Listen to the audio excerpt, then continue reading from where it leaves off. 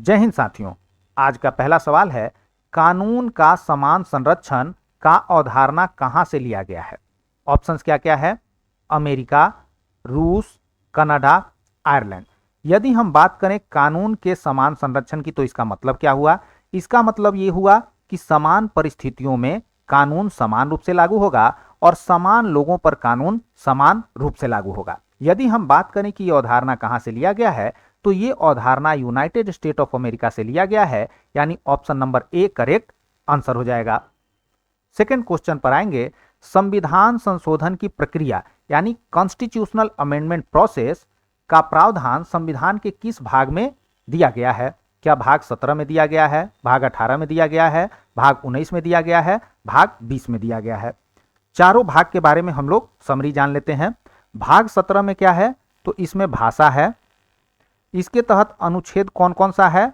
तो अनुच्छेद 343 से 351। भाग 18 में क्या है? तो इसमें इमरजेंसी प्रोविजन है। इसके तहत कौन कौन सा अनुच्छेद है? तो अनुच्छेद 352 से 360। भाग 19 में क्या है? तो विविध प्रावधान। इसके तहत अनुच्छेद कौन कौन सा है? तो अनुच्छेद 361 से 367। और भाग 20 में क्या है? तो इसी में जो है संविधान संशोधन की प्रक्रिया की चर्चा है। इसके तहत अनुच्छेद कौन सा है? तो अनुच्छेद 368 368। अब यहां पे एक सवाल है कि ये जो संविधान संशोधन का अवधारणा है ये लिया कहां से गया है? तो ये लिया गया है साउथ अफ्रीका से, साउथ अफ्रीका से। ठीक है, तो ऑप्शन नंबर डी हमारा क्या हो गया? करेक्ट आंसर हो गया। क्वेश्चन नंबर 3 पर आएंगे, अनुसूची 2 में इनमें से किसके वेतन और भत्ते की चर्चा नहीं है?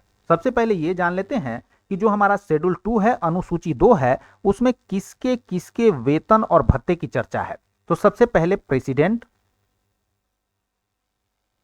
उसके बाद गवर्नर,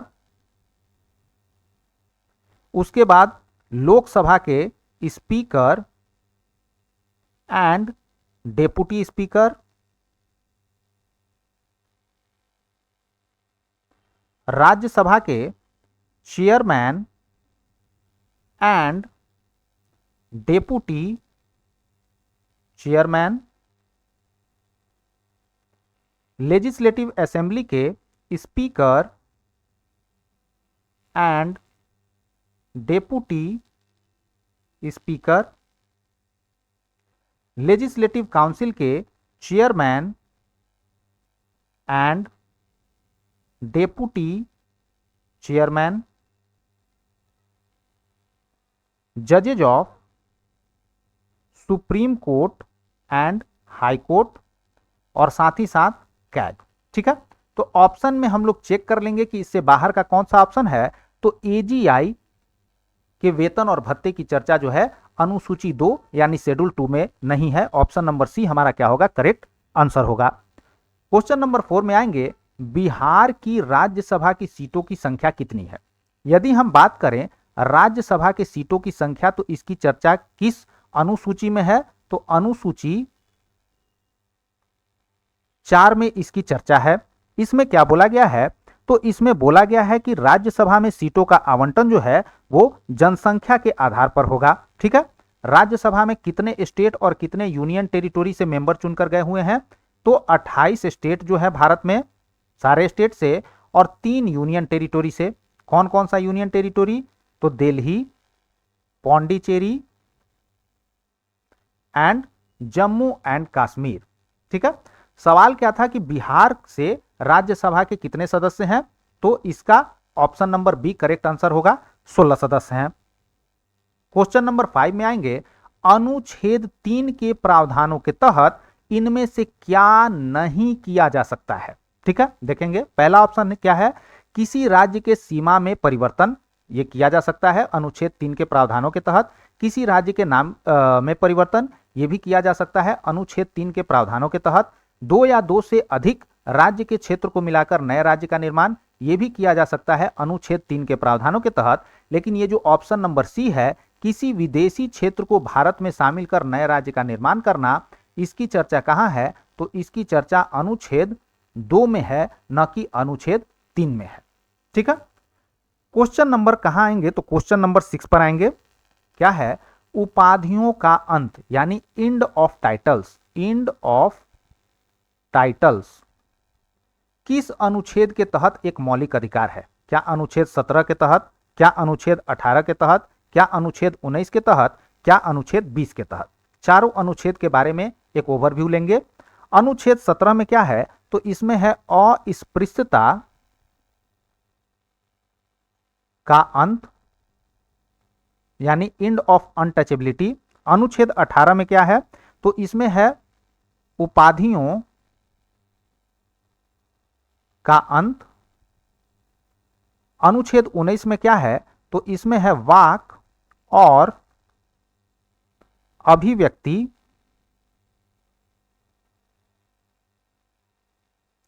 की स्वतंत्रता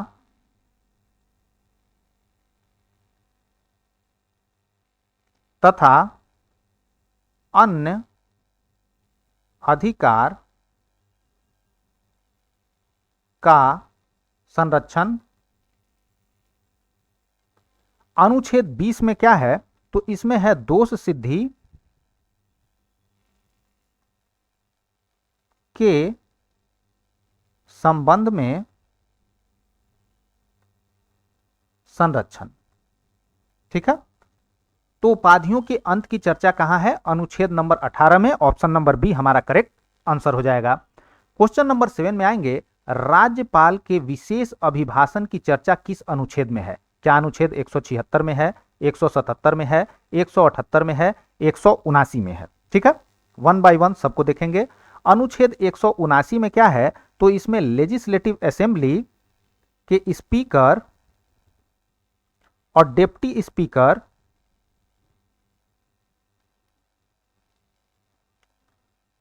का पद खाली होना, इससे संबंधित प्रावधान दिए हुए हैं। अनुच्छेद 178 में क्या है? तो लेजिस्लेटिव असेंबली के स्पीकर और डिप्टी स्पीकर के संबंध में प्रावधान है। अनुच्छेद 177 में क्या है? तो इसमें बोला गया है कि मंत्री और एडवोकेट जनरल ऑफ स्टेट क्या कर सकते हैं? तो विधानमंडल के कार्रवाई में भाग ले सकते हैं, बोल भी सकते हैं, लेकिन वोटिंग नहीं कर सकते हैं। और अनुच्छेद 176 में क्या है? तो इसी में राज्यपाल के विशेष अभिभाषण की चर्चा है। ठीक है, इसमें क्या बोला गया है कि राज्यपाल जो है वो आम चुनाव के बाद जो पहला सत्र होगा उसमें क्या करेंगे? तो संबोधन करेंगे। और साथ ही साथ राज्यपाल साल का जो पहला सत्र होगा उसमें भी क्या करेंगे? संबोधन करेंगे। यानी ऑप्शन नंबर ए हमारा क्या हो जाएगा? Correct answer. क्वेश्चन नंबर 8 पर आएंगे, राज्य के राज्यपाल किस अनुच्छेद के प्रावधानों के तहत किसी बिल को राष्ट्रपति के लिए सुरक्षित रख सकते हैं? यानी वीटो पावर ऑफ गवर्नर की बात की जा रही है। ठीक है, इसकी चर्चा कहां है? तो अनुच्छेद 200 में इसकी चर्चा है। ठीक है, यदि मान लीजिए कोई बिल आता है गवर्नर के पास, तो उस पर वो क्या क्या प्रतिक्रिया कर सकते हैं? पहला तो कि वो उसमें स्वीकृति दे सकते हैं। ठीक है, दूसरा क्या कर सकते हैं? तो दूसरा वो ये कर सकते हैं कि उसको रिजेक्ट कर सकते हैं। तीसरा क्या कर सकते हैं? तो तीसरा जो है वो पुनर्विचार के लिए वापस भेज सकते हैं। और चौथा क्या कर सकते हैं? तो चौथा वो राष्ट्रपति के लिए सुरक्षित कर सकते हैं।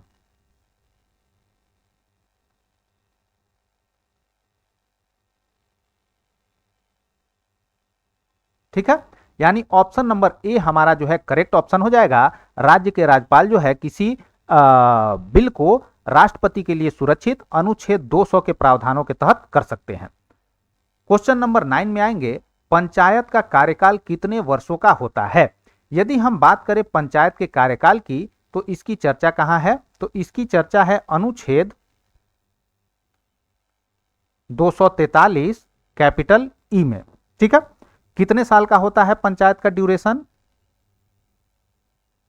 तो 5 साल का होता है। कब से, तो पहली बैठक से, पहली बैठक से, यानी ऑप्शन नंबर ए हमारा क्या होगा, करेक्ट आंसर हो जाएगा। क्वेश्चन नंबर 10 में आएंगे, केंद्रीय सतर्कता आयोग की स्थापना कब हुई थी। सेंट्रल विजिलेंस कमीशन की बात की जा रही है। ठीक है, तो यदि हम बात करें इसकी स्थापना की, तो इसकी स्थापना हुई थी 1964 में। ठीक है, क्यों हुई थी, तो सरकार द्वारा सरकारी भ्रष्टाचार से निपटने के लिए केंद्रीय सतर्कता आयोग की जो है स्थापना हुई थी। ठीक है, इसका कंपोजिशन क्या होता है, तो इसमें एक होते हैं कौन, तो केंद्रीय सतर्कता आयुक्त, ठीक होते हैं, और मैक्सिमम 2 क्या हो सकते हैं, सतर्कता आयुक्त। ठीक है, और ये जो आपके केंद्रीय सतर्कता आयुक्त हुए और सतर्कता आयुक्त हुए, इनको जो है वो अपॉइंट कौन करेगा, तो राष्ट्रपति करेंगे। ठीक है, किसके सजेशन पर, तो एक कमिटी के सजेशन पर। किस कमिटी के, इसमें कौन कौन मेंबर होते हैं, तो कमिटी के मेंबर होते हैं अध्यक्ष, पीएम। ठीक है, और इसमें लोकसभा के विपक्ष के नेता भी सदस्य होते हैं, और साथ ही साथ भारत में गृह मंत्रालय के प्रभारी भी इसके सदस्य होते हैं। ठीक है, तो इस कमेटी के अध्यक्ष हुए पीएम, लोकसभा के विपक्ष के नेता इसके सदस्य हुए, और भारत में गृह मंत्रालय के प्रभारी जो है क्या हो गए, इसके सदस्य हो गए। इस कमेटी के सिफारिश पर क्या करेंगे, राष्ट्रपति जो है केंद्रीय सतर्कता आयुक्त और सतर्कता आयुक्त को अपॉइंट करेंगे। ठीक है, हमारा क्वेश्चन क्या था कि इस आयोग की स्थापना कब हुई है, तो 1964, यानी ऑप्शन नंबर बी हमारा करेक्ट आंसर हो जाएगा। तो आज का क्लास हमारा इतना ही। कल के क्लास में हम लोग कुछ और बातें करेंगे। यदि वीडियो पसंद आए तो लाइक शेयर सब्सक्राइब जरूर करें। Thanks for watching students, bye, have a nice day.